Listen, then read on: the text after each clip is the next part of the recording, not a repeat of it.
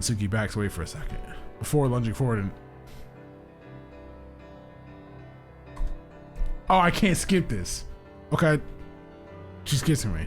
This is an interesting development. Oh, who am I kidding? This is fucking amazing. Why can't I stop? I'm such a bitch. Why am I smiling? I'm cheesing so hard. Back to the grind. Back to the show. Let's get back into it.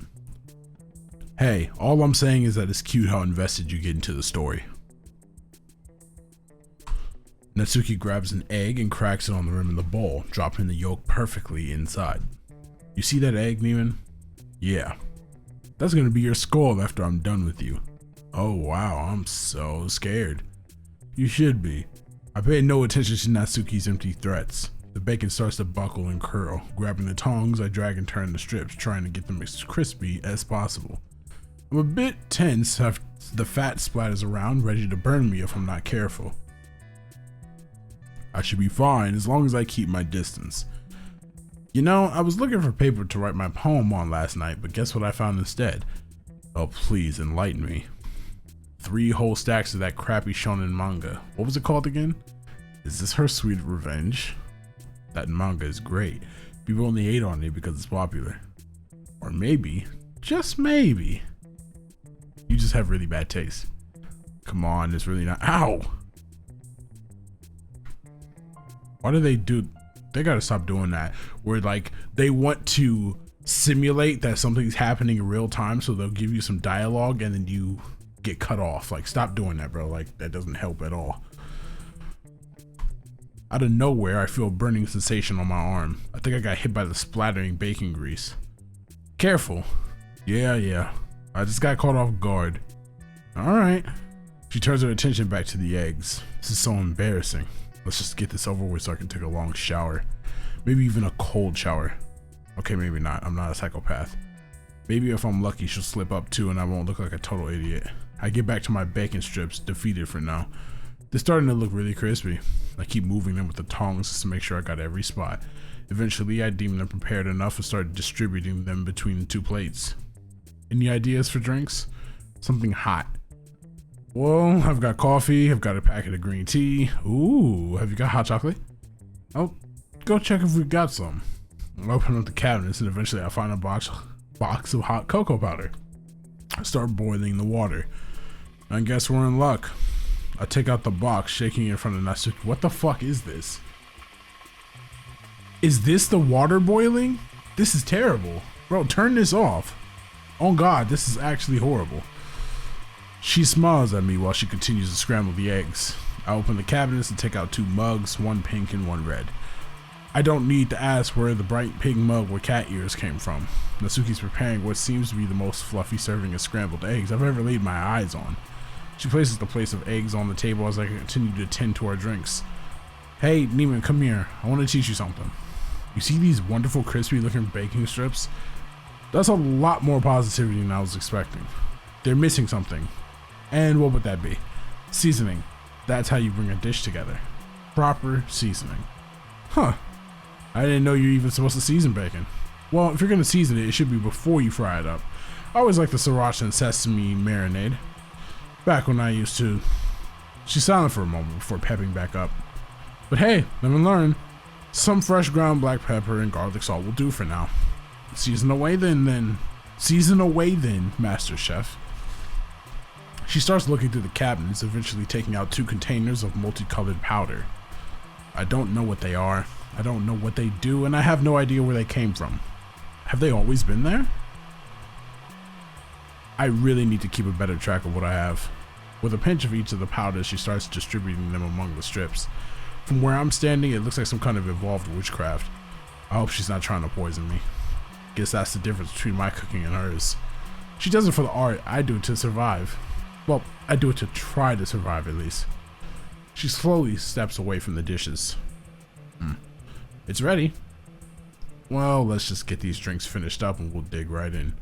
I put the hot cocoa powder in the mug and pour the boiling water in. I mix the contents of the tablespoon, making everything even. I quickly prepare my coffee as well. Natsuki goes ahead and heads into the living room. Try this. With my cup of coffee in hand, I follow, ready to enjoy our lavish breakfast. Wait. Walking up to the couch, I place the drink on the coffee table in front of her. She takes a whiff of the hot chocolate. I can't help but take note of the resulting smile. Hey, Neiman, did you switch our drinks? Nope. There's coffee in this, hot chocolate in that. Why do you ask? Why did you pour your coffee in the bright pink mug with cat ears? Because obviously a bright pink mug with cat ears is the epitome of manliness. Is it bad to say that I'm not enjoying myself anymore? Because I'm not enjoying myself anymore. She bursts into laughter, cackling away at my dumb joke. I crack a smile. The smell of freshly cooked breakfast. Sunlight pouring in through the windows. The steam emanating from our hot beverages. Natsuki sitting across from me, still laughing. It's weird. All of this is happening right now, but somehow already feels nostalgic. I start digging in. Let's start with the bacon. I need to see how well my efforts have fared. After a few bites, I conclude that it was just good enough. Seems appropriate for something I made. Looking over at Natsuki, I see her take a taste of the bacon. She seems to have taken notice of me trying to gauge her opinion. That bad, huh? What? No way. They're decent at least. Okay, let's see how good your eggs are before you talk big game. Please do. I take a portion of the scrambled eggs and stuff into my mouth. My God, these eggs are great. I couldn't hear you. Can you speak up? These eggs are great. What? These eggs are fucking great. Ah, that's better. Told ya. Yeah, don't rub it in. I take a sip from the mug, this bright pink cat-eared mug. Hey, can I ask you something? Sure, what's up? The mug's yours, right? Yeah. Why bring this of all things? Kind of a dead weight, isn't it? Surely you could have used that space for something. I trail off as Natsuki glares at me. It is not dead weight. Sorry, I was just asking. If you don't want to talk about it, it's fine. I take another sip from the mug. Oh shit, what the fuck? Natsuki fidgets in her seat before speaking. Christmas gift. From Dad. Oh. I set the mug down on the table. Sorry. Don't worry about it. Besides, apart from that, it's just a plain old mug. Fair enough. I habitually go for another sip, but catch myself before putting it back down. So what's the plan then? Dunno. Not much to do when we're stuck here. Parfait girls? Maybe later. I don't know how much more I can take of cute girls doing cute things. I've seen enough of that this morning alone. Oh, what? Are you gonna read your crappy lowest common denominator manga instead? And suddenly I'm struck with a genius idea. No, Natsuki, I won't read it. We're going to read it. No, absolutely not. Come on, I read Parfait Girls. You liked Parfait Girls. And maybe you'll like mine. Maybe I won't. Okay, then here's the $1 million question. You got literally anything better to do? That's like 60 volumes. Let's be real, I probably wouldn't be able to finish it in my lifetime. That's what I said at first, and I sat down and binged the entire series in 3 sessions. Yeah, see, I have this thing called a life. Oh, really? Fuck.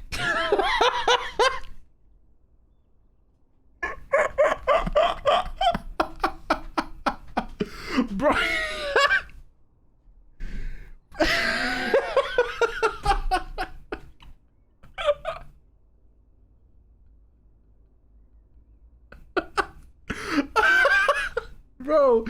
Bro, you probably shouldn't say that. She's still got a black eye, bro.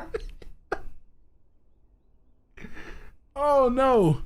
Oh, wow. I'm sorry. That came out so wrong. I was trying to be don't even start. Right. I'm sorry. Ah, shit. You know, if you wanted, we could always change things up here. We could go for a little walk around the neighborhood, get some fresh air, you know. Being cooped up in here can't be that good for you. Okay, I see where this is going. I'd love to go out. Don't take offense, Neiman, because your house is nice. But man, being stuck here sucks. But you know, there's the small, teeny tiny issue of my dad. What if he's in the neighborhood? What do we do then? He lives on the other side of town. He's not gonna find himself in some random suburb around here. But what if he knows I'm with you? And how would he know that? I don't know. You're right, of course. I just can't shake the feeling. Well, if you're scared of your dad so much, why keep the mug? Huh? What does that have to do with anything? I'm curious.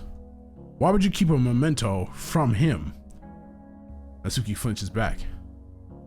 I'm sorry, I didn't mean to push this on you.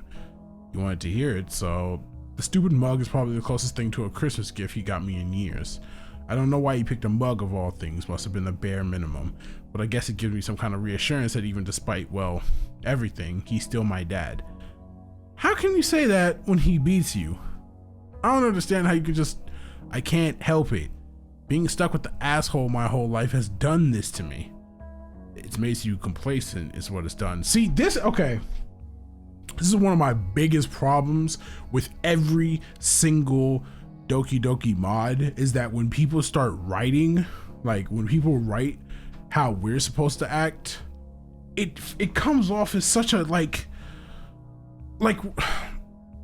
the main character in these games, in these mods, speaks as if he's like holier than thou and better than everybody else in every situation, and it's not true. It's not true. It's not right. So the way they act, the way they make him seem so, what's the word I'm looking for? They make him seem so righteous. It's just bullshit, because nobody's having a conversation like this, bro. We're not breaking down deep shit in the middle of having breakfast on a Saturday morning, bro. It's just not happening. So the way that we're acting right now is just kind of like, I don't know, it's weird to me. I don't know how hard it's gonna be, but you do know you need to let this go, right? I mean, not the mug literally, but him. For the person who ran away from him, you're sticking up for him a whole lot. And suddenly I realize, wait a minute, did you not let me to call the police because you didn't want to put your dad in prison? What? No. It's a lot more complicated than that, okay? In fact, haven't we already been through this? Well, yeah, but I just never got your lack of faith in the police department. I mean, surely they'd do something if you made a report. You'd think that, wouldn't you? I tried to a few years ago. I went to them, told them everything I could, and nothing. Not a call or a follow-up, nothing. Not a damn thing. They took my statement, I guess, but I never heard it back. I guess in the long term, I should count my blessings that he never found out. I can't say that I'd even be here if he had. Tense silence washes over us as her mind races with the gruesome possibilities. She glares at the ground, then back to me. Do you get it now? I mean, God, if he found out I was here, I'd be screwed. And you would be... Natsuki suddenly stops in her tracks. You'd be... She waves her hand around her face. You'd be as screwed as me. I shouldn't have listened to you. What do you mean? Coming here was a mistake. My eyes widen at the sound of her words. To think she regrets how far we've come, I look off to the side to collect myself before facing her and responding. Why do you think that? I mean, aren't you better off here than dealing with him? Obviously, but what if he finds me with you? You might end up getting hurt. That's just it, though. How would he even find us? He's on the other side of town. I know that alone isn't much, but it does make a difference. But he doesn't even know who I am, let alone where I live. I know you being here puts me at risk as well, but what other option is there? It may be past the point of no return for you to go back, but in a month's time, you won't have to worry about him ever again. So all we can do is look ahead and try to get through all this. Yeah? Without another word, Natsuki stands up and makes her way upstairs. Into the spare room, I'm guessing. I remain planted in my seat, running my hands through my hair. What the hell was I thinking?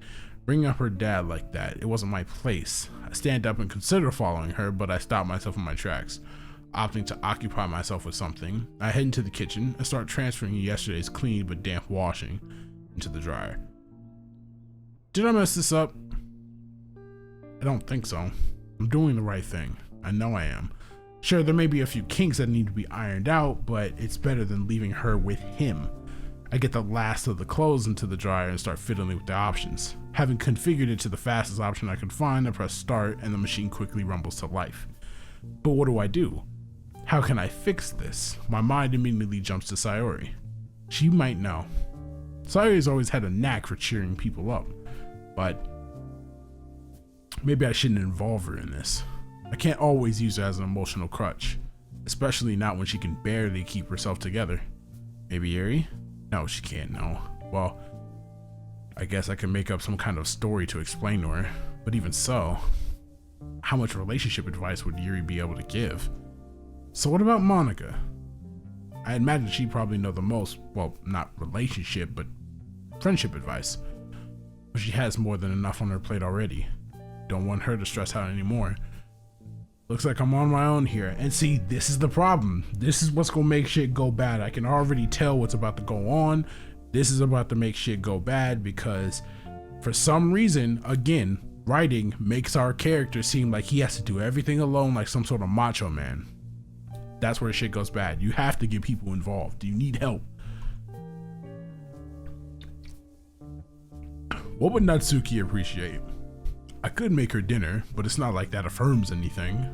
I don't think I was ever expected to not feed her. Maybe I could buy a new volume of Parfait Girls. Nah, seems a little too materialistic. Not to mention, those volumes can get really pricey. I'm not sure I have the money to burn on stuff like that.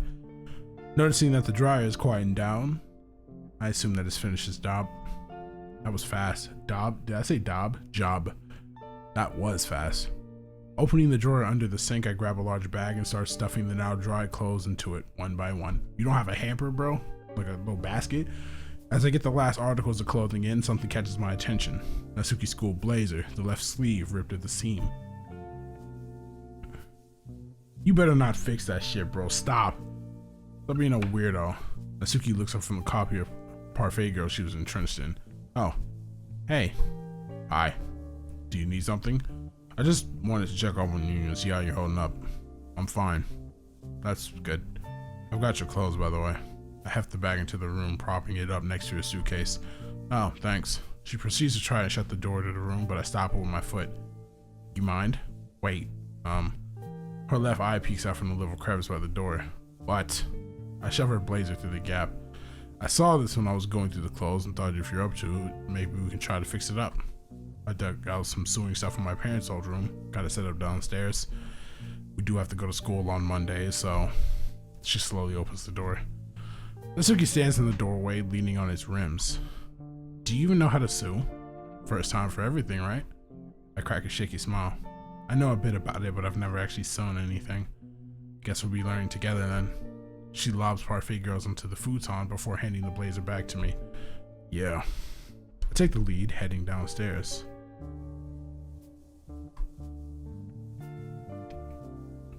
As we reach the living room,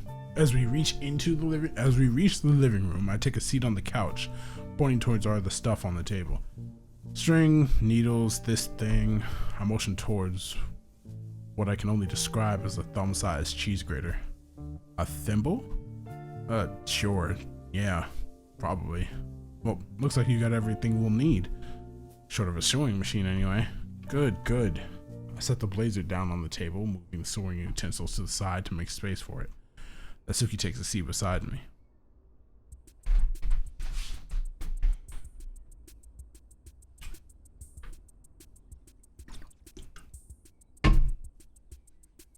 I'm getting pulled right out of the immersion with this. You didn't have to do this, bro. I'm sorry, bro. I don't want to make it seem like I'm just ragging on this art, but fuck me. So, what first? Well, why don't you try threading the needle? You need to thread the needle first before we can actually sew it.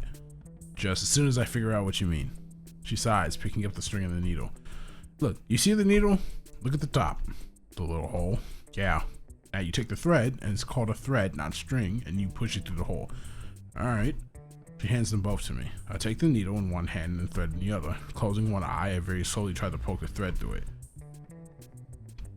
I overshoot, just barely missing the hole. Shit. I try again, even slower this time. For just a second, it appears as though the thread is through. Yes! Okay, what now? Now you tie it up. That'll hold it in place. Oh, come on. While distracted, my hand drifted away, pulling the thread back out with it. Fuck! You want me to give it a try? Nah, I'll get it eventually. I'll give it one more go. Very delicate, deliberate movements. Nice and slow. Neither. Oh, you have to be kidding. I sneezed. Hey, that wasn't my fault. It's the dust. This stuff is ancient. It's fine. Now, where's the needle? I think I dropped it in the carpet. Forget it. I'll just use this one. I'll go to grab another needle from the pile, but Natsuki stops me. Why don't I give it a try? I mean, how hard can it be? Pushing for a second to contemplate, she pipes up again. Well, I suppose I can have a crack at it. Sure. Anything I can do in the meantime? She ponders for a second. Not really? Oh. Natsuki starts to attempt to thread the needle as I awkwardly stand at her hand movement. She keeps on missing a hole. Here, let me help. I hold her hand up, helping her steady it. Eventually, she finally inserts the thread into the hole. There we go. Thanks, I'll take it from here. I let her go and she begins to loop the thread around the needle, tying a knot. Aha, see, there we go. I raise my hand, ready for a high five. She shakes her head, not willing to let go of the needle. Which, thinking about it, makes total sense.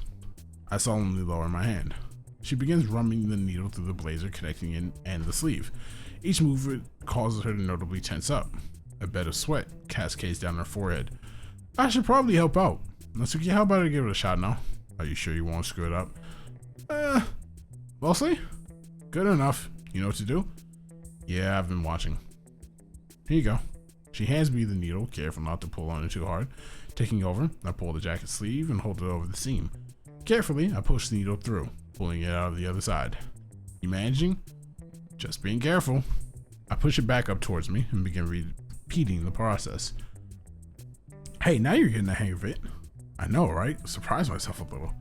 Truth be told, you surprised me too. I'm full of surprises. Gross. A bit of a chuckle escapes me. Natsuki balls up her fist, shooting me a threatening look. I fake a look of fear, following it up with a grin. Focusing my attention to the blazer, I continue my sewing efforts.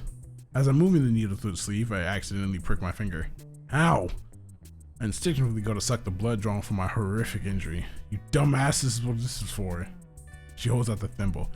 Why didn't you give me that before I started? I didn't think you'd mess it up again. Just hand it over. I hand over the blazer and needle to Natsuki and she continues where I left off. Eventually, we're finally done with our botched attempt at sewing. I think we're done. Are you sure? It looks presentable enough.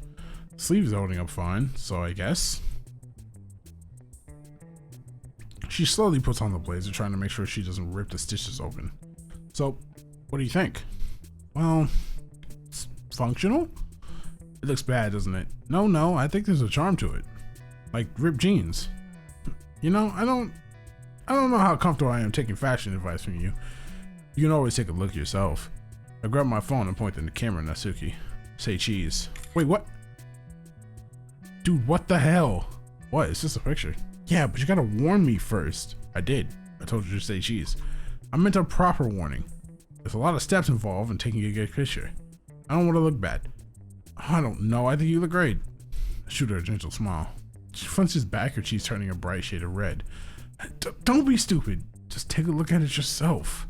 I turn the phone over to her, showing her the photo. The jacket looks alright, I guess. I don't really think the jacket's the highlight of the photo. Whatever.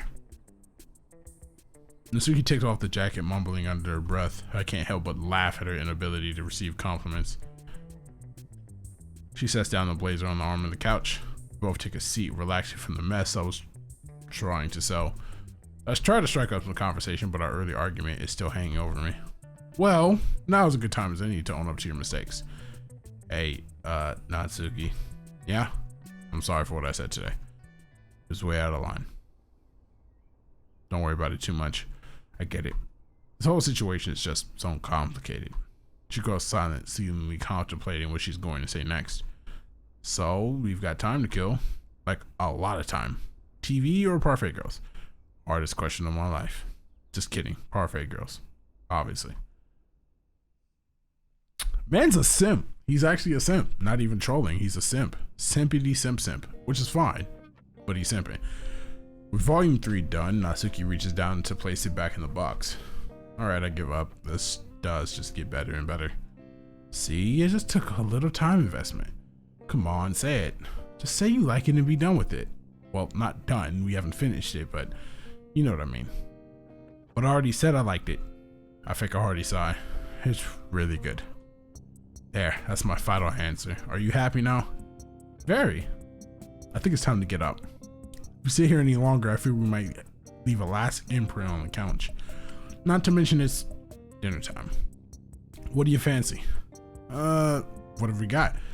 Honestly, I feel like we have a night off. Get a takeaway or something, like a door delivery. How's pizza sound?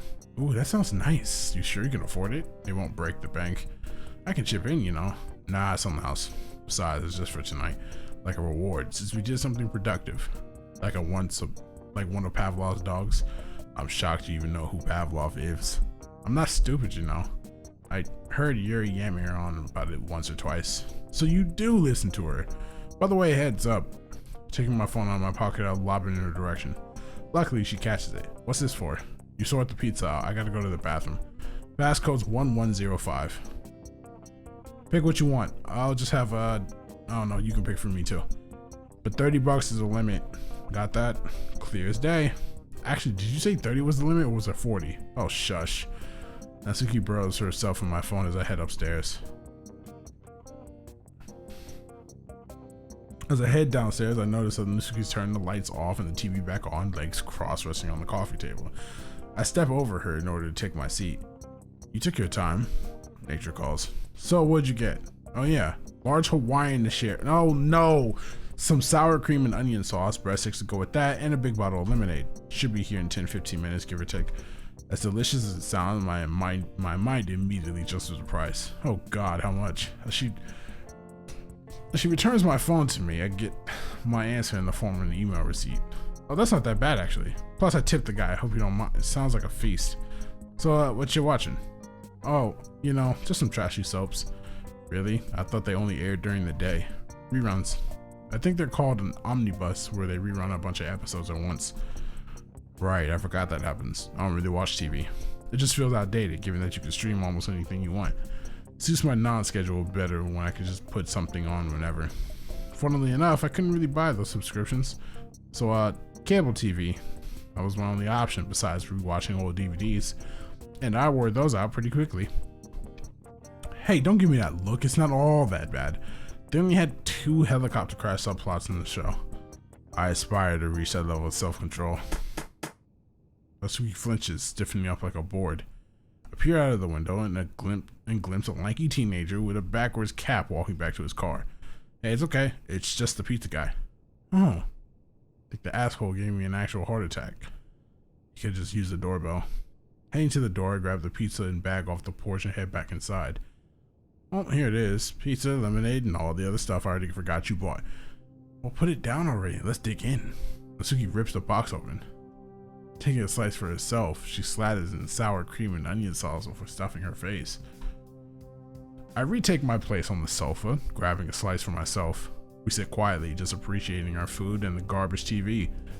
But out of the corner of my eye, I notice movement coming from the window. Would you look at that? Huh? I think it's snowing outside.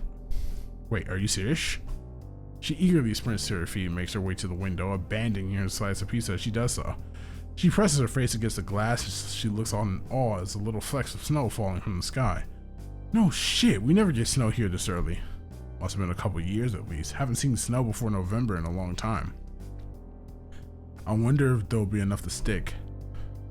Guess we'll find out tomorrow morning. Until then, let's keep eating. Not gonna argue with that.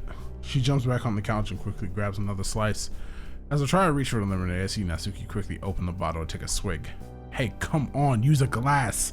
What? I was thirsty. It's not that big a deal. It's kind of gross. Now that I've got a drink from that. Alright. She then wipes the bottle top with her shirt before settling down and disappearing into the kitchen momentarily. When she returns, she throws a plastic cup my way. I fumble, but catch it, proceeding to pour myself a glass. You know, I remember last time it snowed, me and Sairi went all around town. It was so weird seeing everything covered in snow, because we'd only see it maybe 2 or 3 times in our lives at that point. We kept trying to make it snowmen, but they always fell apart. My snow days experience was different. Back then, I used to hang out with a different crowd. Not really anyone I called friends though. Not really anyone I'd call friends though. I butchered the hell out of that sentence. Don't think you know any of them, but anyway, we all thought it'd be very funny to throw snowballs at passing cars, and it was funny. Till one slammed the brakes and we all bolted. I pretty much ran until my lungs were sore and ended up having to go home because we'd all split up. And I thought my life was boring. Yeah, I was a real piece of shit back then. Well, at least you've outgrown throwing stuff at moving vehicles. I hope. She smirks and snickers at me as I take a swig of lemonade. Now that I mention it, I think I got something fun for us to do tomorrow. Absolutely not. I'm kidding. Come on, we could probably do something fun and legal, moral.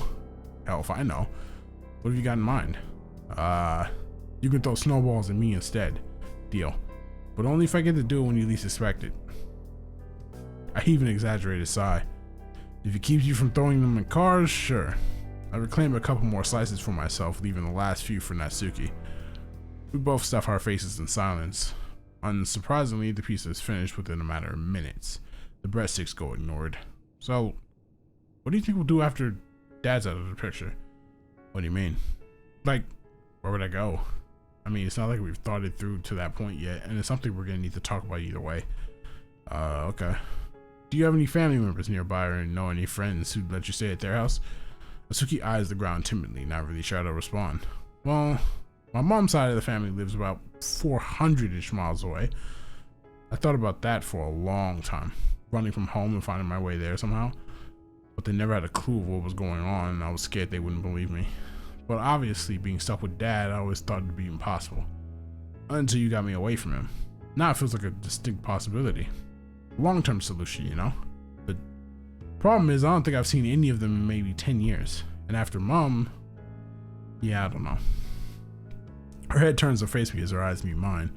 I probably hinted at it countless times, but listen, I can't guarantee anything since this isn't technically my house, it's my mom's, but I'll let you stay with me for as long as you need, even after your 18th. Thanks. It's the least I can do. I rise from the couch, grabbing the TV remote and shutting it off.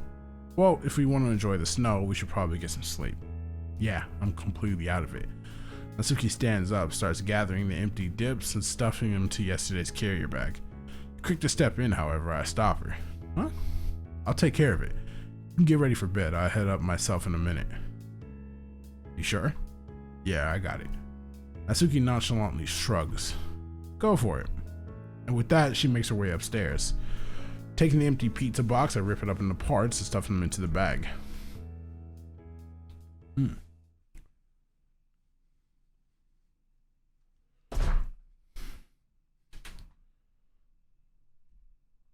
First of October.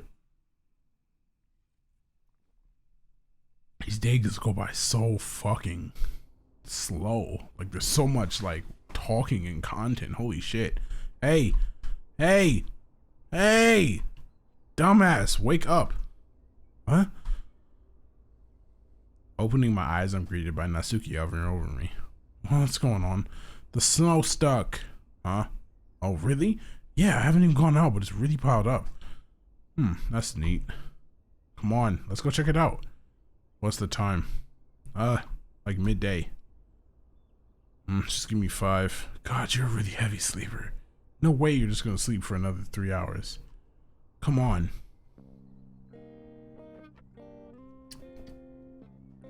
This is some good tea. I wrench my eyes back open. Fine. Just get out a sec. I'm not too decent under here. Ew. I'll be out in the hall. She disappears. Slipping out from under my sheets, I immediately rush to the wardrobe to put on a shirt and some pants on. I slip my shoes on as I exit into the hall. I have my cock and balls out under the covers. Straight cock and balls. Natsuki's gone. I assume she's headed into the spare room. I look outside for a moment. Sure enough, she appears. Fancy. Well, I don't want to freeze my ass off out there. You'll need one too. I'll grab my coat on the way out. I rub the sleep from my eyes, yawning in succession. Shit is so fucking like blurry. As we both head downstairs, I get my first look at it through the window. Mounds of snow piled up all across the street, decorating the shrubbery. It's honestly beautiful. For once in my life, I actually want to leave my own home. Oh, wow. I know, right? So, want to check it out? Of course I do. I'll pull a random jacket from the coat hanger before following her out the front door. Something's gotta happen soon, bro. It can't just be this all the time, bro. It just can't be this all the time. Can we get some action going, please? Can we get something going? As expected, I'm immediately hit by a gust of chilling wind, but I savor the moment. Trudging through the snow towards the middle of the road, I look off to the end of the street. The snow seems to rage on endlessly. I start to shiver almost immediately. I should probably have worn a couple more layers of clothing. But from behind me, I hear the scrape of snow being mounted together. If this is her idea, we'll at least expect it. Turning around, I veer to the right and narrowly dodge the snowball as it whizzes past my head. Damn it! Nice try. You thought I wouldn't expect that? My attempt at posturing comes off like show off. Yeah, like that. I'm still gonna get you though. Oh yeah? Don't think you'll be able to keep your guard up all day when you're walking, talking about whatever without a worry in the world. You'll forget eventually, and that's when I'll strike. I'd like to see you try. You're on. Well, the way you're talking about it sounds like we got a busy day ahead of us. I mean, sounds like we'll be out and about. I'm certainly not complaining. It'd be stupid not to take advantage of the weather. Oh, yeah, we should. But maybe talk about it inside. I'm freezing already. Yeah, we should prepare properly. I make my way back to the door and slip through past Natsuki. Hanging my coat back up, I walk straight to the kitchen and begin digging through the cupboards. What you making? Just cereal, I'm thinking. Don't want to waste too much time on breakfast. I'll get the bowls then. As Natsuki wanders off and starts peeking into various cabinets, I pull out the cereal box. I head over to the fridge and grab the disgusting long life milk. Where are the bowls? I point towards the cupboard housing the plates and bowls. Thanks. It's weird. I feel like I've lived here for months, yet it still feels so unfamiliar to me. Am I that boring? No, I guess it was just easy to adapt. Natsuki places the bowls on the counter. I start pouring the cereal, following up with the milk. Both seat ourselves at the dining table and start eating our breakfast. Okay, I might as well get this out of the way. I do want to go out, but I really don't know if we should. Yeah. Well, I guess we'll just need to be careful. We stick to alleyways, side streets, stuff like that. You take those sunglasses, yes, those ones, just in case you need them. Which, being honest, you probably will. Sounds like a plan. Plus, Dad always liked to stay home and drink on Sundays anyway. Day of rest and all that. So if we're careful, we should be okay. Sounds good to me. You got any idea where we're gonna go? I dwell for a moment. I got nothing. Nothing interesting open? I don't really know. I just don't get out enough. Then now's as good a time as any. Well, not quite. You know what I mean. Yeah, I get you. Finishing off my cereal, I opt not to drink the milk and just dump it in the sink. Alright, I'm gonna go get some more layers on. I don't exactly want to freeze to death out there. Same here. I wish I'd remembered to grab my old scarf though. I feel like I'm really gonna be hurting for one. I don't have one either, so at least we could share the misery. I wouldn't have it any other way. Anyway, I'll be ready in a moment. Okay, story, please pick up. Let's get something going. Like, god damn. Shirt, hoodie, coat. I hope the jeans will be enough. Idling at the front door, I see Natsuki heading down the stairs. You look cozy. You look like a survivalist. Funny. You get to go? Yeah. Take our leave. Please. I beg, get this story going, bro. I'm bored. Entering into the street, I try to decide on a direction. Which way do you want to go? Suki starts waving her hand back and forth. Eeny, meeny, miny, mo. Something, something, something. Don't forget it that way. Gotcha. I'll follow her lead as she hooks a left, strolling down the sidewalk.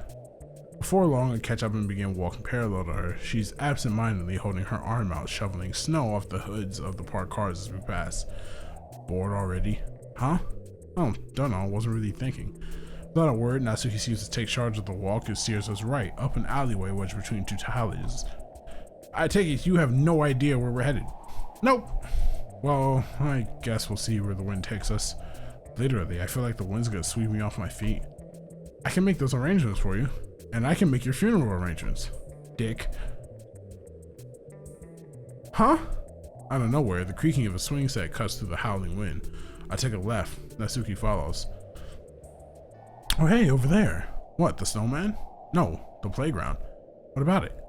You pointed it out to me a few days ago, and I remembered it. I don't know, it's kind of nostalgic. Let me guess, you and Sayuri used to come here as kids. I remember this too much, don't I? Hey, I never said it was a bad thing. Natsuki walks up to one of the swings, grabbing the chain to slow it to a crawl. Hell, I know this place too. I can't say Dad was the one who took me here, but yeah, I've been. Huh. Who knows, maybe we've run into each other before? I doubt it, because if I had, I probably would have shoved you off the swings. That sounds about right. There's that, then there's the cars. You were an asshole and I was a pushover. It's like it was meant to be. Natsuki hits my arm while laughing. I flinch back and she loses her balance. Hey, watch it. Watch what? You know this shoulder still kills. Oh, well yeah. It's fine, just go for the other arm next time you do your funny hit Neiman whenever he says something mean bit. When you put it like that, it doesn't sound so nice. Sorry. So, where to? I guess we keep walking and find out. Well, lead the way. Holy hell, bro, fuck. I'm sorry, like, I'm actually bored. I'm bored as hell. We've been at this for 40 minutes and nothing is happening. This isn't an episode, bro. This is literally just like,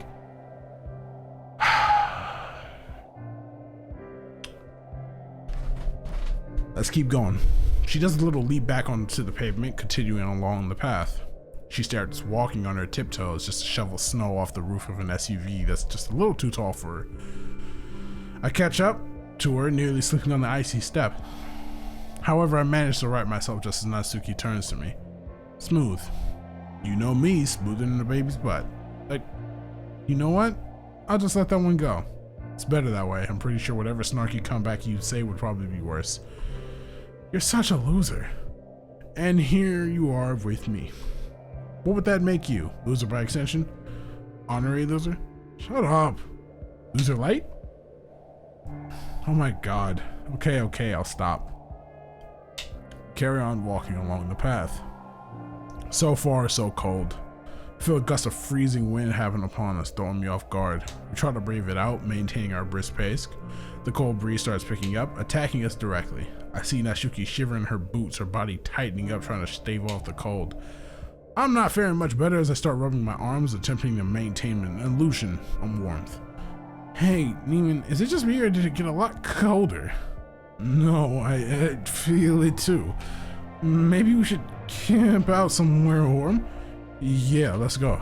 Jogging ahead, we ignore our previous apprehensions and head out to the main street. Suddenly, we're surrounded by crowds upon crowds of people making their daily commute.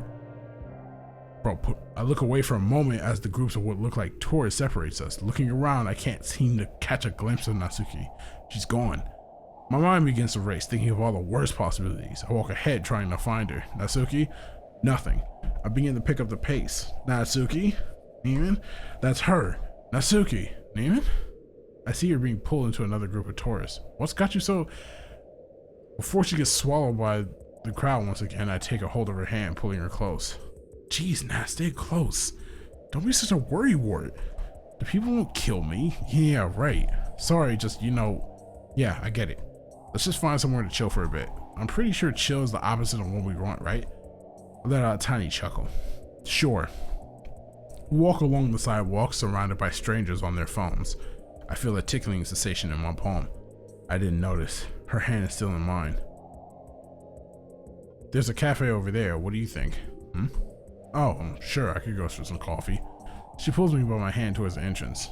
God, you're heavy. Just pulling you is making me tired. You know you could let go of my hand. But we need to keep track of each other, right? I don't want you to freak out just because you can't keep your eyes on me all the time. Right. That's totally it. Hey!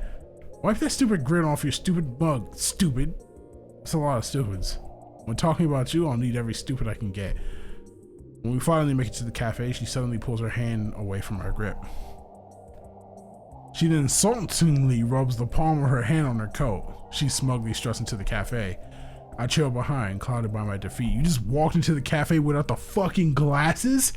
Once entering the cafe, our bodies visibly relax as the warm air of the interior touches our frozen skin. On the way in, Natsuki dons a ridiculous pair of sunglasses that she got with her. Okay, that's better. Stopping at the counter, Natsuki looks at the menu selection. What are you in the mood for? I could go for some hot chocolate, but I did have that yesterday. Try something new? Might as well. I guess I'll try the caramel macchiato. Great, guess I'll go for it. Hindered by my lack of knowledge on coffee, I scan the menu above the counter for answers. Mocha frap. I'll go order, you find us a seat? Yep. Don't mess it up. No promises. She gently slaps my uninjured shoulder as she walks to the seating area. I move to the back of the line and wait my turn. Bored of waiting, I take out my phone and scroll through my list of notifications. At the top, I see a message from Saori about 3 minutes ago. Hey, Neiman! The exclamation marks. Now that's a throwback. I open the message and send a reply. Can't hang out, sorry. Not out with Nat right now. Oh, yay, have fun, KK. Say hi to her for me. Will do. Maybe tomorrow after club we can hang out. Oh, yeah, definitely. See ya then. See ya. I put the phone away and nonchalantly order. It's nice to see that even after everything, Saori's still okay. Well, not okay, but with all this stuff with Natsuki going on, I didn't have the chance to check up on how she's doing lately. I guess I'll know the answer to that tomorrow. The price comes up on the screen. Ignore the price. The price of a hot coffee on a cold day is irrelevant. I pay the ludicrously high bill and carry our drinks over to the seating area. Natsuki's taking a high seat by the window, coat slung over the back. She's looking outside, her eyes fixated on the pearly white scenery. I can see the remnants of her cold breath leave her body as she takes another. Her pink hair stands in contrast to its surroundings. Maybe it's dumb of me, but I can't help but stand in awe. Something about her. Her face tilts away slowly. For a moment, I see an expression on her face I've never thought I'd see. An almost melancholic longing. What's under all that aggression, Natsuki? What do you feel? All of a sudden, her horrific grasp towards me. Immediately, her face contorts and sports her usual cocky smile. Oi, you, sit now. She waves wildly at me, signaling me to come over to the table. Shaking my head, oh my fucking god. I'm sorry, bro. I'm sorry. I don't care. I don't care. I'm sorry. I want to apologize. I am bored. I'm reading super quick. Oh, she brought up her dad. Okay, we'll stop here. An awkward silence washes over us. I itch the back of my ear thinking of a way to salvage the conversation, but nothing comes to mind. I go before sipping on my delicious mocha frap. She twiddles with her thumbs, telling me she's not faring any better. Whoops. Yeah. Whoops. I didn't mean that. I figured. It's alright. Sorry for, ruining the vibe, I guess. I think I found a way to salvage this. Wow. What? Wow. What is it? Did you, Natsuki, just apologize? How the mighty have fallen. Oh, har, stuff it, asshat. At least I only apologize when I need to. Not every 6 seconds like a blubbering idiot. So, point taken. And just like that, we're back to laughing at ourselves. Conversation salvaged. And I go back to skipping. I'm sorry, bro. This is fucking... Bro, this can't be a story y'all are actually interested in. Blue Skies had my attention by the balls last time. This is just tough. Like, what are they talking about right now? Like, they're talking about running and waddling and shit. If y'all need to read this, y'all can pause. Like, I'm sorry, this is not fun. I can't even skip. That's what pisses me off, because I've never seen this text before, so it doesn't work.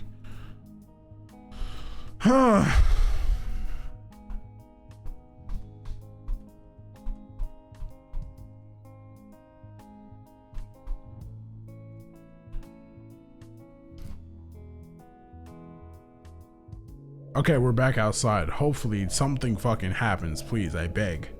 I'm pretty much at the point where I'm recognizing that, like, visual novels is probably not the thing for me. At least not to play, like not to play on camera. I don't know, bro. I don't know how to explain it. All at once, we're hit by the freezing cold wind once again, as if it followed us. Oh shit. God, it's freezing. Jinx, Devil Jinx. Hey, you can't speak until I say your name. Damn it.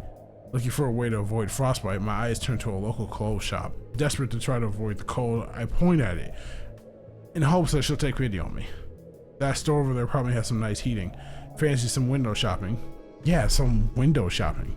Also, she punches me in the good arm. Why? You broke the jinx. I don't make the rules. I don't make the rules my ass. So I can talk again? Maybe. So before I can even finish my sentence, Yasuki has yanked me into the clothing store. Ah, that's much better. Yeah, thank God for central heating.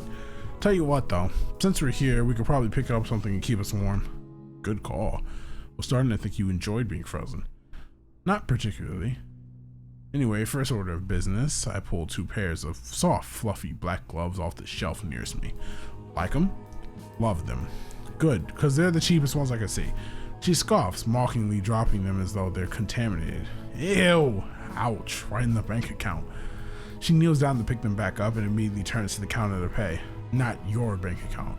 Huh? I'll get them. I have the change. You sure? Yeah, I think I've spent enough of your money by now. If you say so. Miss Financially Responsible. Point taken. Scanning the shelves, I take notice of a sky blue beanie fitted comfortably atop a mannequin. It's also got a matching scarf draped around its neck. Yanking the hat off, I hold it over my head as if it were a crown. Hey Nat, what do you think of this? Ooh, that's like my favorite color. Huh. I always assumed your favorite color was pink. I actually hate pink, in case you couldn't tell. Her favorite color, huh? I impulsively unwrap the scarf and take it with me, stuffing it into the hat as I do so. Approaching the other till, I hand the hat to the cashier. Asuki calls for me from her till. Hey Nima, do you think you could afford these? She triumphantly waves around a pair of bright purple earmuffs. Didn't you just tell me you were done spending my money not 2 minutes ago? Hey, I never asked you to buy them. Just wanted to know if you could afford them. You know, being financially responsible and all. Very funny. She places the earmuffs back in place on its mannequin. Looking back to my till, I glance at the price I'm in the process of paying and immediately gulp. My contactless card peeps, signaling my imminent bankruptcy. The cashier bags my hat before sending me on my way. Natsuki follows, already pulling her gloves on. She hands my pair to me. I have to awkwardly pull up my jacket sleeves in order to pull the gloves on properly. I consider handing the scarf to her right now, but I think I'll wait. There's got to be a better moment. Instead, I pull the beanie over my head, scarf sandwiched between my head and the hat. Huh. I figured the hat would suit you, but it doesn't seem to fit you properly. Then again, maybe you just have a huge head. Bulbous. In fact, give me your phone. Huh? I'll show you. Alright. I hand it off to her. There you go. Bulbous. Gee, thanks. The cold, while still frigid, is made more bearable with our new purchases. So, where to? Let's see where the wind takes us. That was an awful pun. I know.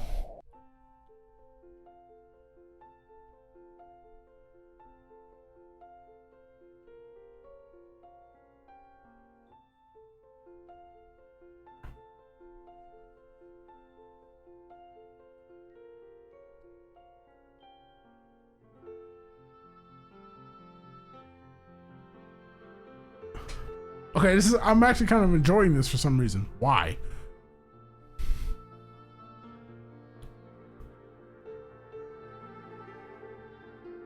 Music hidden.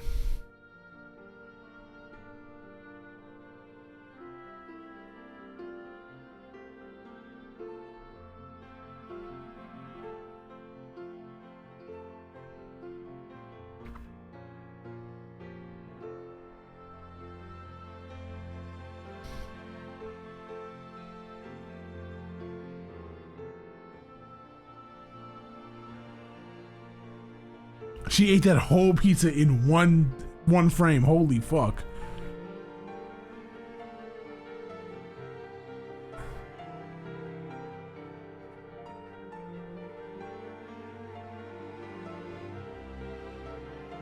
This music is banging. Hold on. This is fire. Hey. Yeah. Wow. Just, wow. After a hell of a day out, we make our way back to my house. We haven't made much conversation on the way home, instead of opting to take in the beautiful scenery around us. Mountains of soft, glistening snow cover swaths of ground and lay delicately on the leaves. The light whirl of the cool, crisp breeze lately grazes our faces, a welcome change from the hellish winds earlier. It's really a beautiful sight to behold. Considering everything, now would be the perfect time to spring my surprise. I reach up and slowly pull the beanie off of my head. Natsuki gives me a curious look. Hey, guess what? What? I pull the scarf out of the beanie like I'm a magician pulling a rabbit out of a top hat. You said this was your favorite color, so... You didn't. Oh my god. Oh, you beautiful bastard. She immediately wrapped me in a warm embrace. You didn't have to, you know.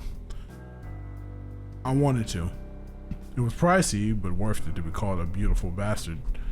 How much money do I have to feel guilty over you spending on me?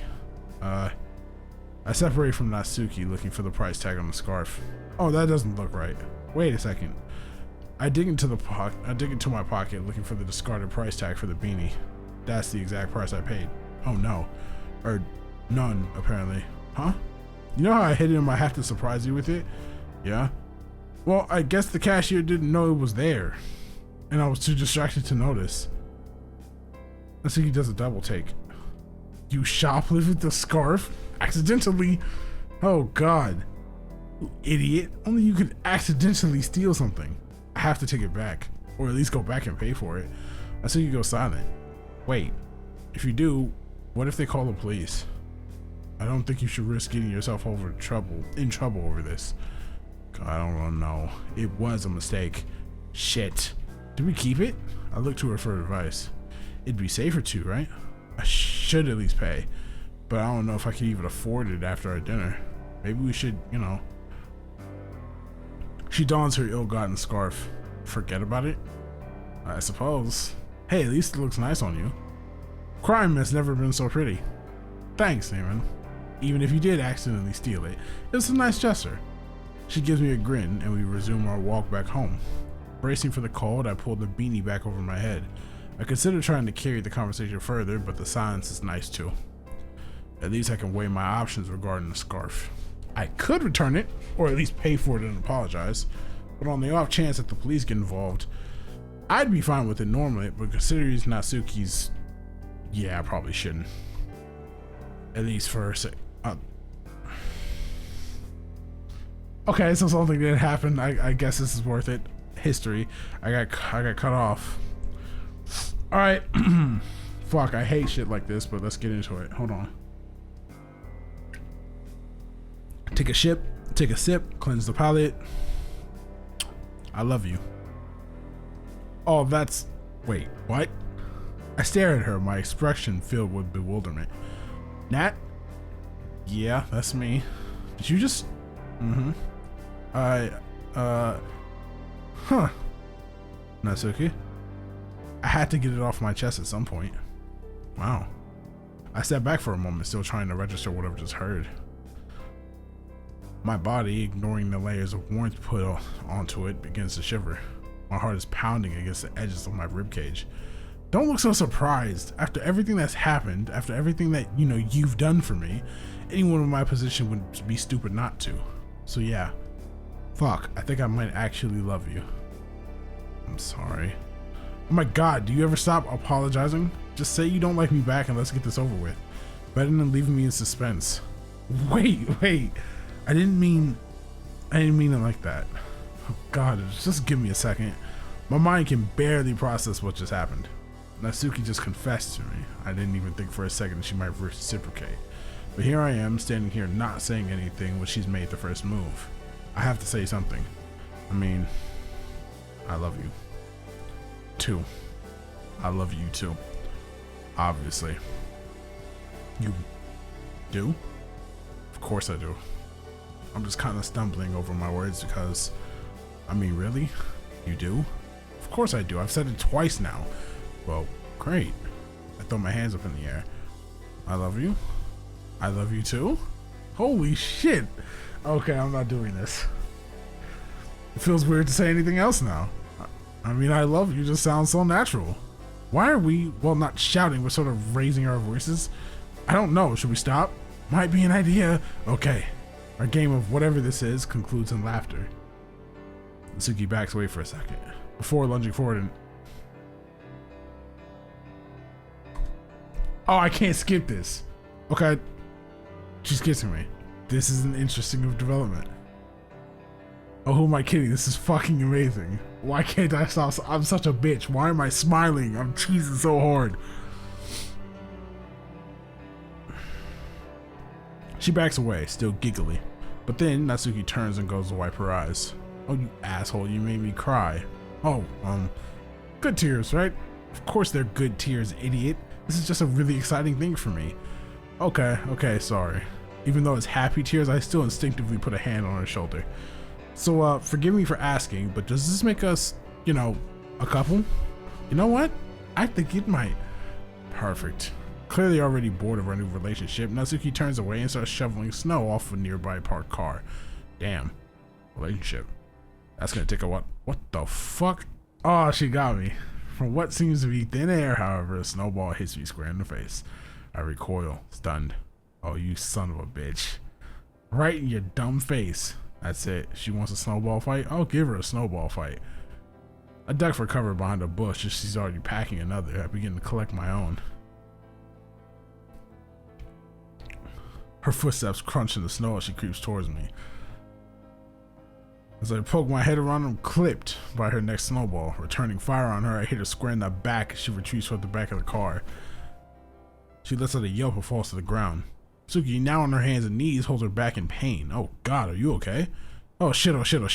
I rush over to the side, taking the knee to make sure she's not injured. Natsuki, I'm so... Fuck off. Natsuki scoops a amount of snow and throws it at my face. She hops back on her feet and backs away, giggling. Stunned and covered in snow, I trip... The car alarm blares out, and Natsuki and I trade oh shit looks. In unison, we bolt down the street, leaving behind the fruits of our mischief. After a couple of minutes, I slow down, practically gasping for air. You knew that would get my guard down, didn't you? You're too predictable. But hey, that's why I love you. We stand silent for a second, unsure what to do or say now. Oh, home? Yeah, quickly would be good. Fun as it was, my gloves are soaked now. Good idea. She holds out her soggy hand for me and I take it graciously. Walk the last leg of our journey home together with a hefty weight off her chest. Nice, I guess. This is nice. This is cool shit. Finally turning back onto our street, I sigh in relief. My left hand feels as though it's about to fall off due to frostbite. However, my right hand is comfortable in Natsuki's. I'm sorry, bro. I'm just such a hopeless romantic. I fuck with this shit heavy. I fuck with it. The earlier parts of this episode, oh, rough. But this is fire. Well, comfortable enough given her iron grip. But I don't mind. Approaching my front door, I muster all my strength, turning into the key and open the door. However, I manage it just fine and hear the reassuring click of the lock, unlocking. Before I can retreat into the safety, god damn it. Natsuki shoves past me, immediately shedding her coat and making a beeline for the couch. Was that last one for luck? Nah, just felt like it. You're being a real gremlin today, aren't you? It's what I do. Sighing in defeat, I head straight for the radiator and turn it up to what I can only imagine is the literal fires of hell setting. Comfy. Picking it up, Natsuki's hastily discard jacket, I hang it over the living room door, followed by my own. From behind me, I could hear Natsuki flipping through the channels on the TV, before stopping at the jingle of a show I haven't thought of since I last visited Grandma. A groan. Really? Too tired to watch something highbrow. And you look about the same. Well, you're not wrong, I am exhausted. Natsuki passed the free space next to her on the couch. Well, why don't you come watch some garbage TV with me then? Hey, if I wasn't watching it with you... Accepting defeat, I sit down next to her. Catching me by surprise, she puts her arm around my shoulder. I struggle to reciprocate, but eventually find a comfortable spot. TV is neck deep into the awful soap opera, as far as I can tell anyway. Not like I'm really paying it much mind. Natsuki yawns, like catching a bad cough. I can't help but do the same. I'm really tired. Really.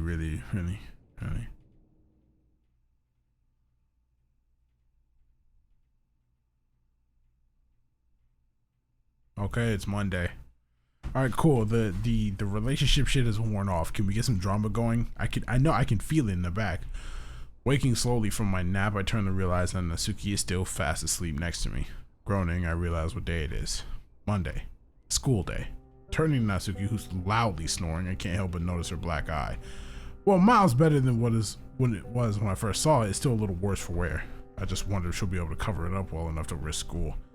I have to hope so, because either of us missing another school day would be bad news.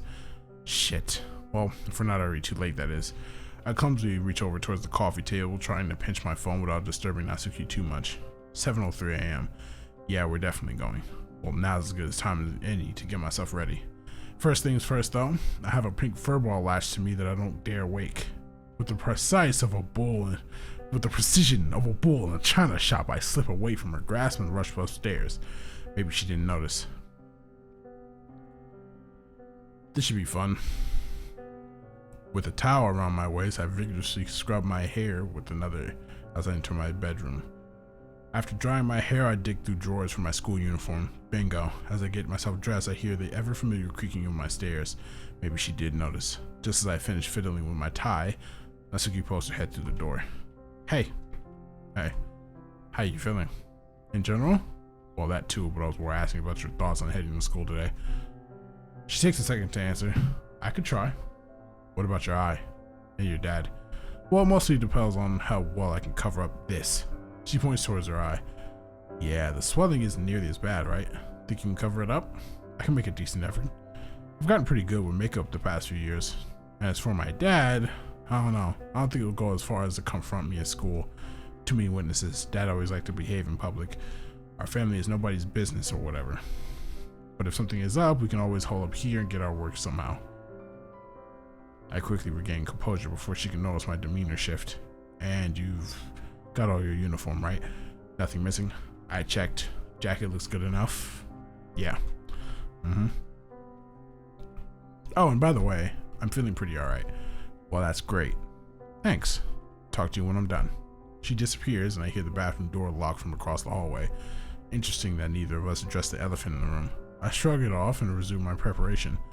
Heading over to my desk, I unzip my school bag and shove my stationery into it, followed by my reading materials for today's lessons, and the 4th and 5th volumes of Parfait Girls for good measure. Lastly, I come across the poem I wrote for today. I fold it in half, then neatly tuck it away in my bag before slinging it over my back. That should be everything. Heading out to the hall, I rap on the bathroom door a couple of times. Just a sec. After a moment, Natsuki pokes her head through the door. Okay, how's it look? Taken aback by how well she's covered up the fading bruise. Well, for a second, I forgot it was even there. It looks great. Thank God. I was worried it wasn't enough. Well, looks like I'm going to school after all. She exits the door only to pull me into a short but sweet half hug, presumably to avoid the makeup smudging. Thanks. What for? It's no problem. Well, I'll be waiting downstairs. You want some toast or something? Ooh, that'd be nice. She pecks me on the cheek. I better get ready then. Don't want to be late on the first day back. I nod as she slinks into her room. I idle for a second, just taking the fact that Natsuki actually just kissed me on the cheek. Hell, she hugged me. The fact that we're actually together now is still a little mind-boggling. But I stopped dawdling. That toast isn't gonna make itself.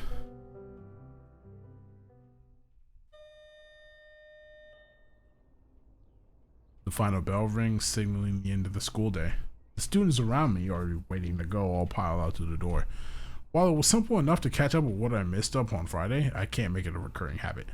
If I fall too far behind, I'm kind of screwed. Truth be told, though, it feels good to be back at school.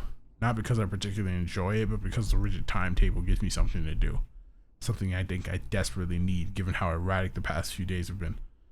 Now, time for the literature club. I follow the last few students out the door and take a left turn. Rounding the corner, I enter through the ever-familiar door and find nobody.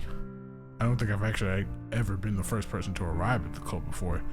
Dig through my bag and whip out the 4th volume of Parfait Girls, take a seat at the desk nearest me, and opt to occupy myself with some light reading until someone arrives. Sure enough, it's not long before the door swings open. Eamon? Hey, Nat. You're early. Hey, so are you. Yeah, I'm just around the corner, so... Natsuki scans her eyes across the room. So no one else is here then? Not yet. She hops onto the desk, legs dangling back and forth. I'm guessing Monica and Yuri are prepping for that welcoming back Sayori thing. And Sayori's... I shrug. Oh yeah. The party. Natsuki sighs. Oh, how's the eye? Nobody's noticed, so I think I did a good enough cover-up. And will you need to reapply the makeup or anything? I hope not. You will let me know if you start to see it again, though, won't you? Of course. The two of us sit in silence for a few moments, letting the atmosphere soak in. But before long, I interrupt. Well, want to pass the time? I wave parfait girls around. Sure. Beast doing nothing. Hopping off the desk, she pulls out the chair next to mine and takes a seat. Just as we find our page, Monica stumbles through the clubroom door. Hey, guys. Oh, hey, Monica. Need any help with that? Looking over at the clubroom entrance, I notice Monica carrying a surprisingly large and seemingly heavy bag into the room. She nods her head promptly, her red face displaying some sort of annoyance. Like when I last saw her, she seems pretty stressed out. I'll give you a hand. Sure, just be careful, it's fragile. Natsuki assists Monica in carrying the bag into the clubroom and placing it on the teacher's desk. What you've got in there, cinder blocks? Actually, she unzips the bag, unveiling a new tea set. Just a little something for Sayori. Oh, and the rest of us, of course. The new set has 5 cups.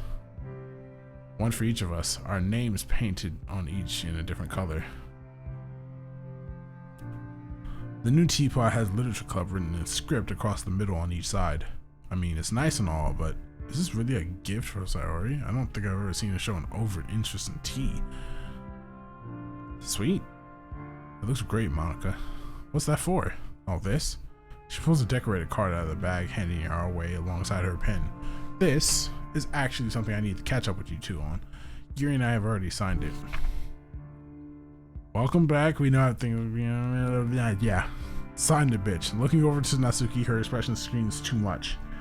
But knowing what happened with the festival, her big day, not to mention the sporadic at best club meetings last week, it seems Monica's praying for something to go her way.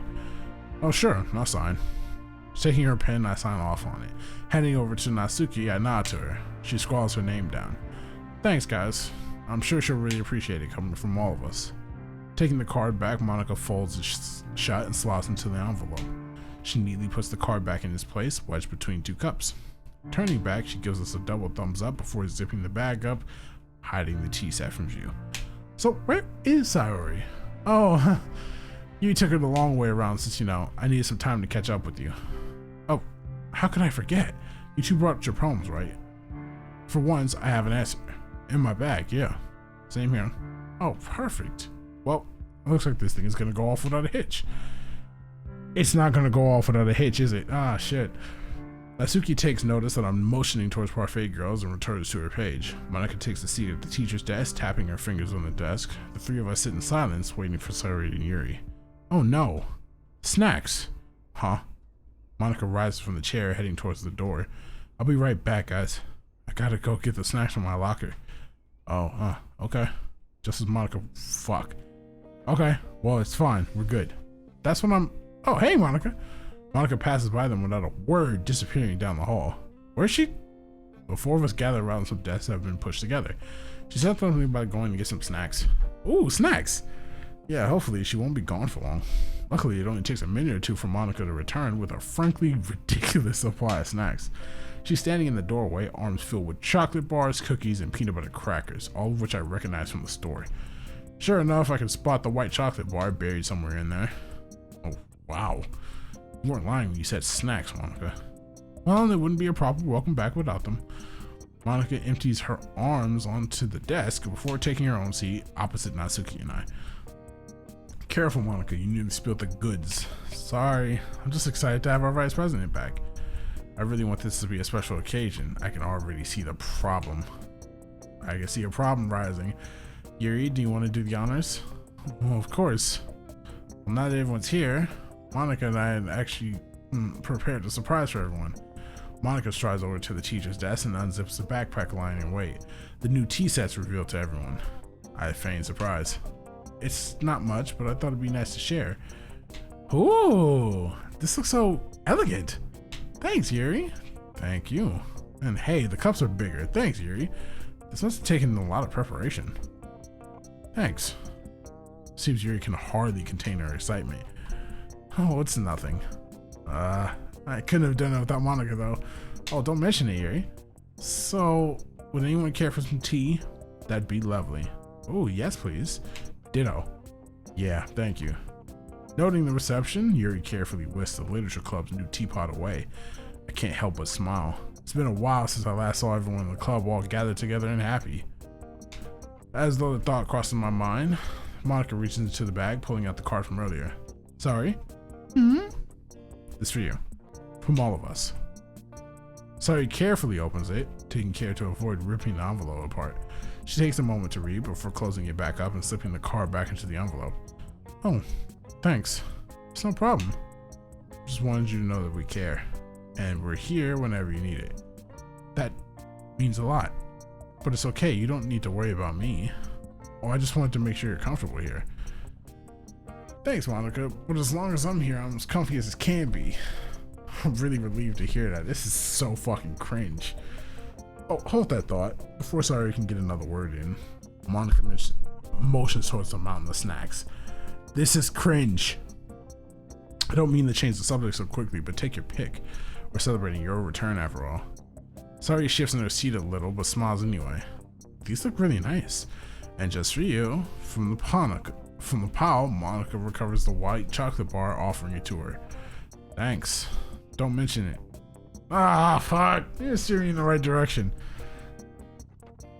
Sari turns to me, giving me a strange smile before quietly tearing the wrapping and taking a nibble. Before long, Yuri returns, teapot in hand. This is not going well. Judging by the steam emanating from the spout and the fact that Yuri's protecting her hands with the dishcloth, I assume it's boiled too hot to hold. She looks like she's trying to handle a bomb. Carefully setting the teapot down on the desk, she begins filling up each cup with water. She then rubbages through her bag some more and pulls out a small box of tea bags. However, this time she seems to have a surprise in store. Oh, one thing. This isn't just any old tea. This is a mystery blend. She gently swirls the tea bag around the cup, playing up the mystery element. Taking 4 more, she carefully dips each into the water. Once she's finished, she distributes our individual cups one by one. Monica raises her teacup. To our vice president. I am cringing. I am getting cooked. My feelings are cooked. We all awkwardly join her in an impromptu toast to Sayori. This is weird. I can tell that Monica's really trying to pep her up, but it's coming across as forced. And even I can tell Sayori doesn't seem to enjoy the attention. But I keep the observation to myself and join the other club members in taking a sip. Tea is very tart. It's also oddly sweet. I can't for the life of me figure out what it is, but it tastes great. This is really nice, Yuri. Yeah, absolutely. Yeah, it's good. What is it? Yuri, pleased with her selection, sits more relaxed in her seat. It's a mystery blend for a reason, even. Damn it. Nah, I got nothing. Natsuki shrugs, surmising the same. Why don't you all guess a flavor and I'll let you know if you get it. You're on. Predictably, Sayori is up for the challenge. She takes a long sip from her cup. Monica and I follow. I'm still not sure what it is. This is driving me crazy. Like, it's right on the tip of my tongue, but I just can't figure it out. Puppy eyes aren't gonna win me over, Sayori. This is impossible. Can we get a little hint? Okay. This blend has organic rooibos, honey bush, and blueberries. What? That wasn't much of a hint. It seems it's lost on everyone else too. Everyone except, out of the corner of my eye, I noticed a grin spread across Monica's face. She's definitely figured it out. Any guesses? Unusually, Monica begins mouthing something seemingly in Sayori's direction. She turns away, trying to avoid her gaze. Natsuki glances towards me, clearly irritated by Monica's coddling. Yuri, noticing this, turns to Monica. Monica, I take it you must have a guess? Oh, maybe. Is it blueberry cheesecake? That's correct. It's supposed to taste like blueberry cheesecake. Oh, good job, Monica. Oh, this is bad. Yeah, well done. Congrats. We all shared awkward moments of silence after the half-hearted celebration.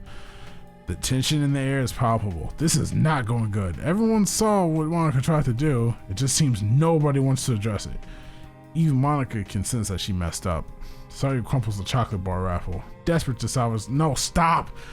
Don't do any more. Oh, don't worry, Sayori. I can get those for you. With the smile of a caring mother, she outstretches her hand, waiting for Sayori to give her her garbage. Oh, well, alright.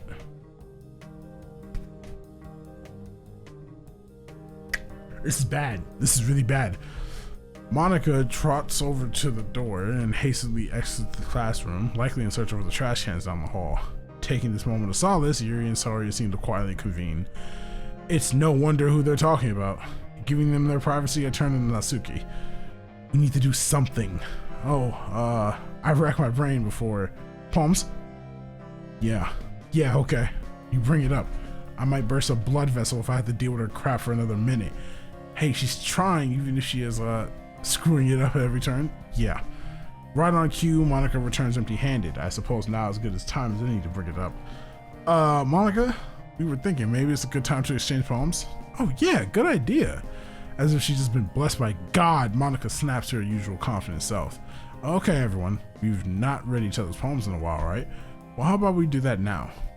If you'd like to get yours ready, then we could pass them amongst each other, and as if like clockwork, Yuri, Natsuki, and myself all begin digging through our bags. Oh no, Sayori lingers around, unsure of what to do with herself.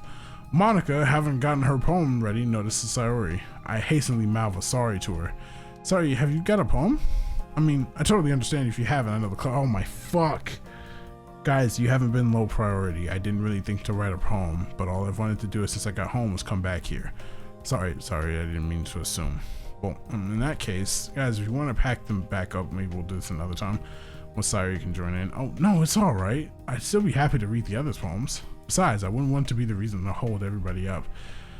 Fuck, this is so bad. Oh god, this is bad. But I don't want you to feel left out. I'm sure they don't mind holding them back until... Monica, I really think you should let Sayori make the decision. I beg, I plead. It should be up to her. Monica finally seems to notice that all eyes are on her. Natsuki looks like she could tear hers to shreds. Before Monica can pick up her senses, however, Sayori takes a stand. You know, it probably is best if we leave the poems for tomorrow. Oh. Well, if that's what you want. Once again, we're all at a loss for words. The silence is so deafening, it's honestly difficult to handle. I can only imagine how much pressure Sayori is under. Eager to remedy the situation, I contemplate heading over to ask her how she's doing, but something tells me that's the last thing she'd want. Besides, she already is talking quietly with Yuri, and now the two are packing up together. They're already halfway out the door when Monica notices. Guys? She rushes over, presumably to ask her what's up. They both disappear into the hallway. Natsuki stares me down with the same guilty expression I can feel forming on my face. I feel a lump in my throat. This is... Right, screw this. I'm gonna go talk some sense into Monica. Are you sure? Well, are you gonna do it? Before you can get a word in, Natsuki's already stormed off after them. I consider following, but I think my face is the last one that any of them would want to see. A few minutes pass by with no sign of anybody. Natsuki's right. Why didn't I speak up sooner? She's going out of her way to try to fix things. I mean, even Yuri had to intervene. What a great job I did sticking up for my friend there. I take a sip of my now lukewarm tea and try to calm my nerves. Maybe I shouldn't even. Monica's back. Alone. I think that'll do it for the club today, Neiman. Don't worry, I'll clean up the mess. It's clear that Monica is shaken by Sayori's abrupt exit. I don't think I've ever seen her get this stressed out. But I take her at her word and begin packing up my things. I shove Parfait girls back into the bag and idle at the door. As I exit, I hear Monica muttering angrily to herself. You had one job. I decide not to approach her. Actually, in the club room, I exhale deeply. That was tough. My first instinct is to call Natsuki, ask her where she is, but she doesn't have a phone. Shit. It's pretty safe to assume she's probably gone straight back to my house, but truth be told, I'm still worried. Well, home it is.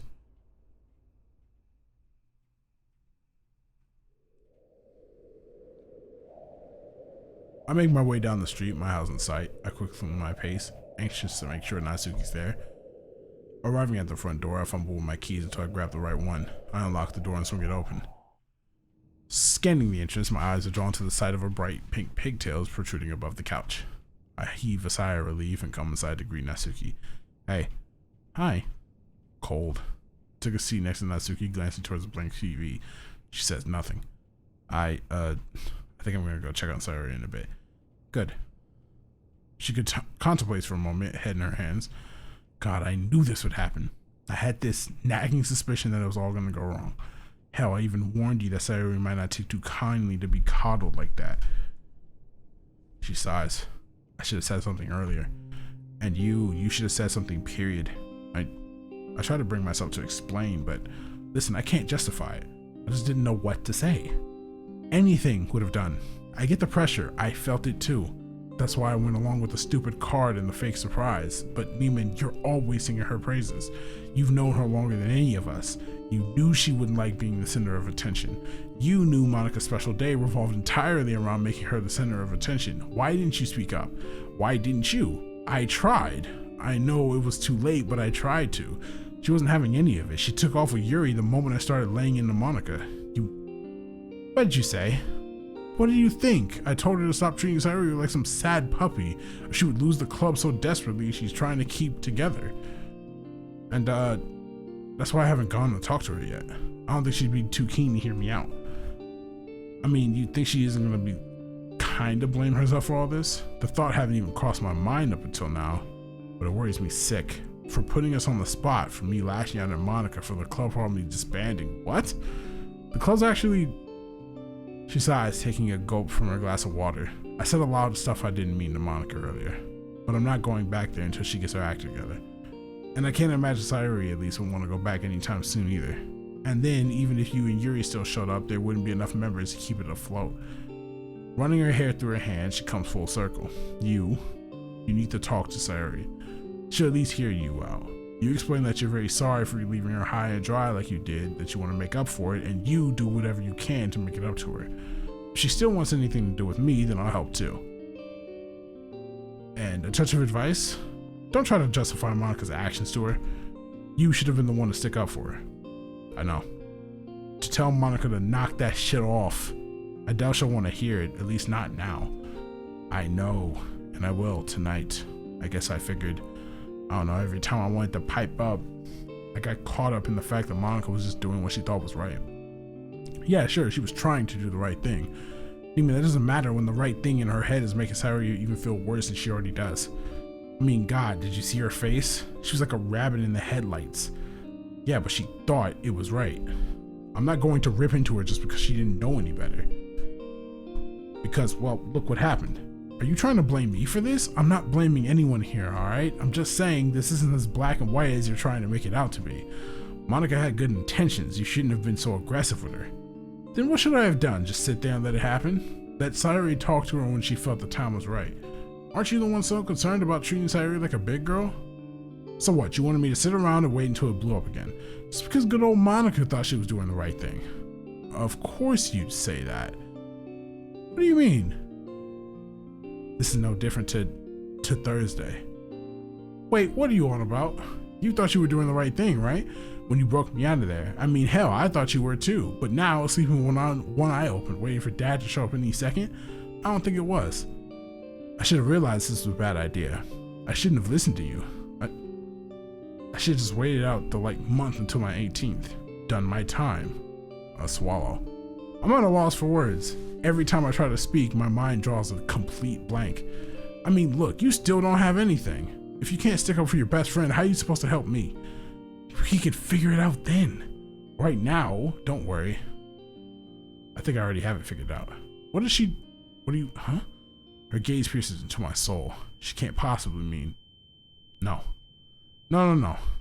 you can't, why not? I'm screwed either way, and at least I know where I stand with Dad. Why though? It's just 1 month, we can wait it out. We can do it. Are you telling me that, or are you telling yourself? Because you don't sound as sure of it as you think you do. And can you please stop telling me what to think? What? You keep on telling me everything will be alright, but you have no idea what you're doing. What in the world is she saying?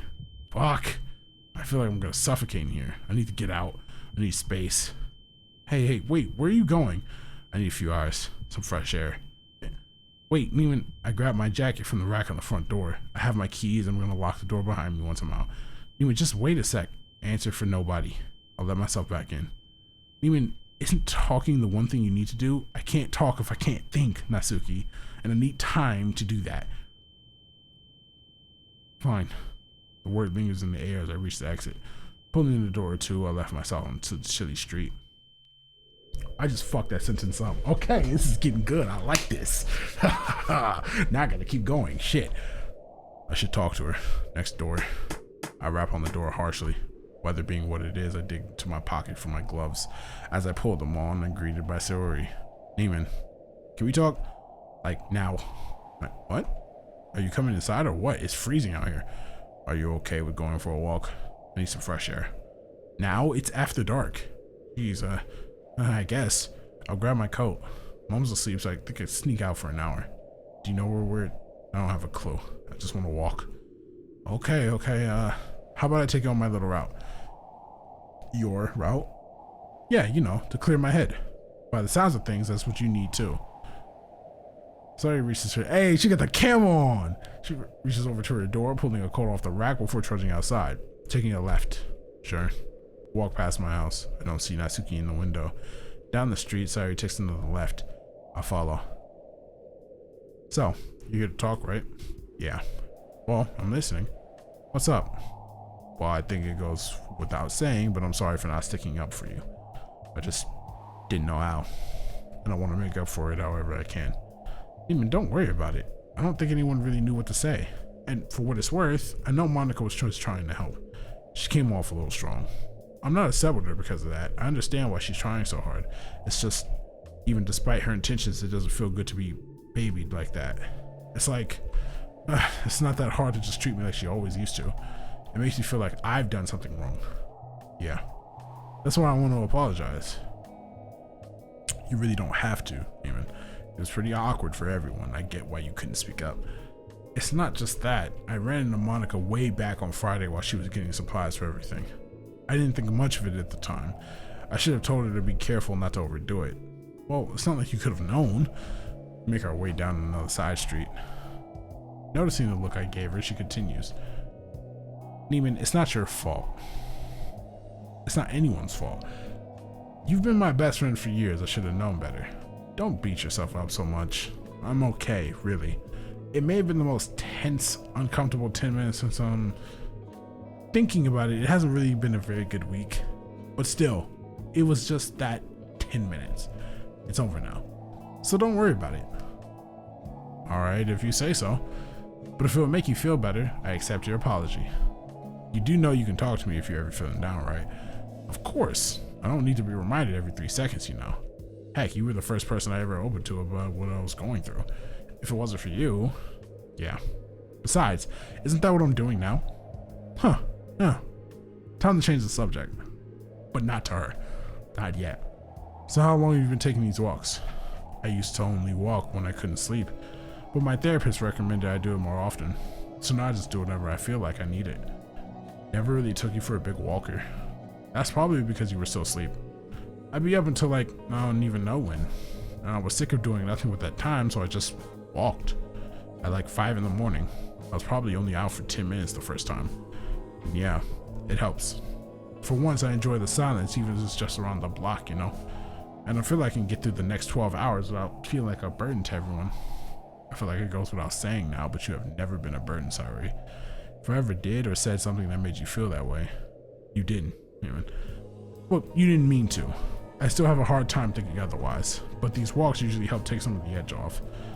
Well, if you ever get bored of the silence, I can always make things a little more interesting. Plus, it's the opportune time to just hash stuff out, you know? Even waking up at 6 in the morning on the Saturday to go for a walk, when you put it that way, it's been a while since I've heard her laugh. It's refreshing. And a little relieving, too. We start making our way up a pretty steep incline. It's not like I wouldn't have enjoyed your company. It's just the earlier I got out, the better. Especially when I could catch the sunrise. That room to think. I guess it finally gave me the push I needed to finish Dear Sunshine. If you remember that. God, yeah, it feels like a million years ago now. But you weren't worried about some random creeps that could be lurking around? What, a prowler in this neighborhood? Just being out so early with no one else around. Seems like the perfect recipe for trouble. You watch way too much anime. What's that saying? Art imitates life? Oh, what's that saying? Art imitates... Isn't it the other way around? Life imitates art. Maybe. Am I wrong, though? I know better than to go down any dark alleys, Neiman. I've never had to deal with any random creeps, but I don't have to worry about any of that now, because you're doing these walks at a reasonable time now. Well, that, but also, Sully jumps up and pulls me to a quick, tight hug. Huh? Because I have my best friend to protect me, obviously. Oh yeah, me and my big manly muscles. I return the hug and set her down. Hey, you see it? You see it? I'm over here built, you know what I'm saying? I'm over here, you know what I'm saying? I'll strangle the life out of somebody if I have to. What am I talking about? We continue walking along the sidewalk until we reach the top of the incline. We're greeted by a cliff-top road, winding along the edge of the cliff. Okay, this is fire. Guard rails fence us in. I can hear the crashing of waves against the cliff face far below. Yeah, not bad, is it? Not bad at all. We walk all the way down there. If I plan to stay out for like 2 more hours, that road carries on for miles. I usually just hike up for the exercise. Oh, and the view. Yeah. So, want to take a seat? She points us across the road to a dingy little bus stop. Sure. Cross the road hastily before sheltering in the bus stop. At least it protects us from the wind. Anyway, I know you didn't walk with me all the way up here just to apologize. So what's really going on? I notice I'm not saying anything. Why can't I bring myself to say the words? It's just the two of us stuck in the house together. It just gets a little claustrophobic sometimes, you know. But it's alright. Okay, it's not really alright. Trouble in paradise, huh? I nod. How is she? You know. Well, you saw she blew up. You tell me. Mm-hmm. Monica didn't deserve that. But I guess, well, I get it. Yeah. And now, she thinks she wants to go back home and I don't know what to do. Oh no. Why? Because I need to grow a backbone. She said something like, if you can't even stick up for Sayori, how can you protect me? Sayori doesn't respond. I know she's right. I just need to prove to her that I can. Well, you need to remember that she's scared. Scared and alone. She's not alone, but she feels it. Isolated. And if she feels isolated, she's going to want somewhere normal to return to, even if it's bad for her in the long run. How could she feel alone like that? I've been there every moment. I continue listening. I kind of felt something like that in the hospital, you know. By day 2, I was losing my mind. The only interaction I had with the outside world were nurses, the psychologists, Mom, and you. I just wanted to go back to see my friends. And that was only for 3 days. Imagine how Natsuki feels. Close to a week now, right? 4 days. 4 days, and with no end in sight. I'm not comparing your place to a prison even, but that's how she might feel. I guess. I wish she didn't feel that way. I was hoping that since we're together. Sorry, blinks. Yeah. A longing, stinging silence. Hey, if I learned anything from my therapist, Neiman, it's that a relationship doesn't fix things. It can help to fix things sometimes, but it's not a cure-all. You love her, right? I exhale and nod after a moment. Yeah, a lot.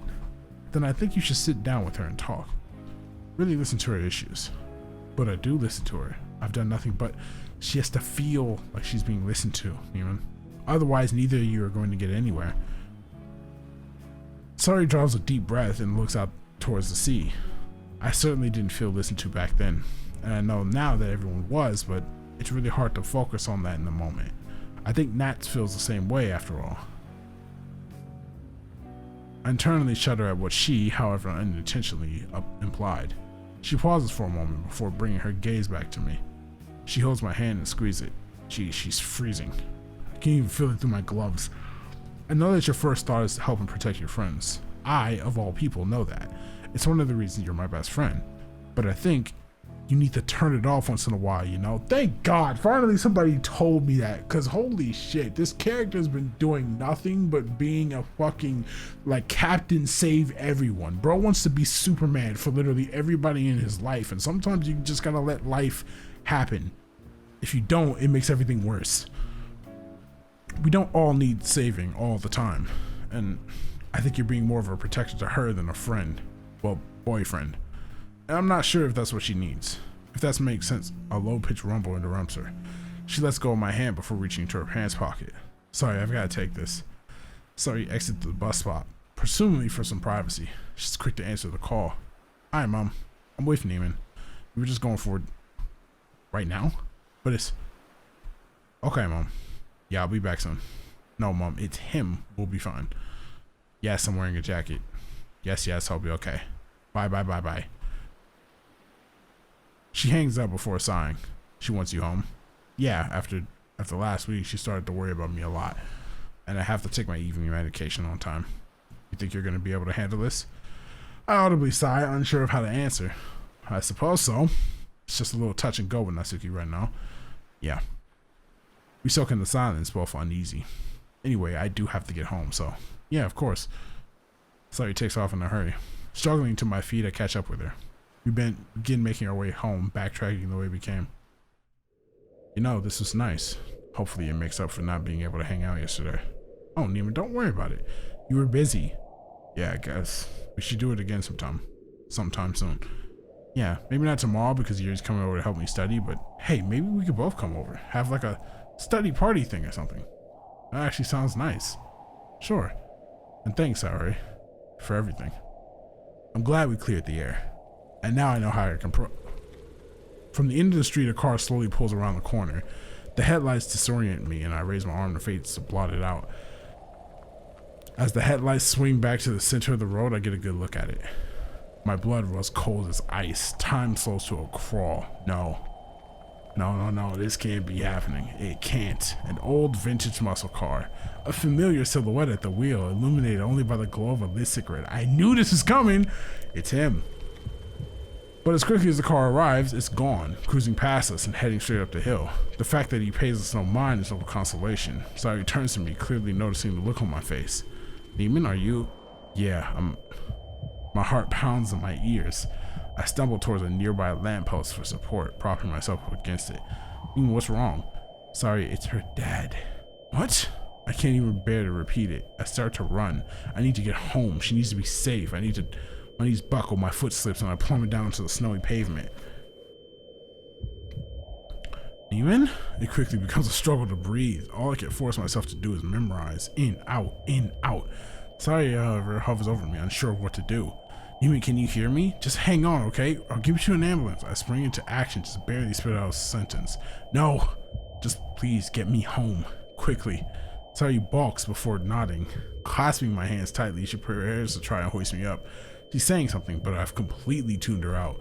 Maybe it's a countdown. She somehow pulls me into a sitting position. Before I know it, I'm back on my feet. I feel her arm wrap around my shoulder, pulling me close. 1 step, 2 step. 1 step, 2 step, 1 step, 2 step, 1 step, 2 step, 1 step, 2 step. This is good. This is good. This is really good. A wolf at the door. Oh shit. Act 3. I think we're reaching the end. We are reaching the end. This isn't even my house. What the fuck? Okay, yeah, I'm gonna go ahead and save. We are reaching the end. It's getting close. We don't have much time left.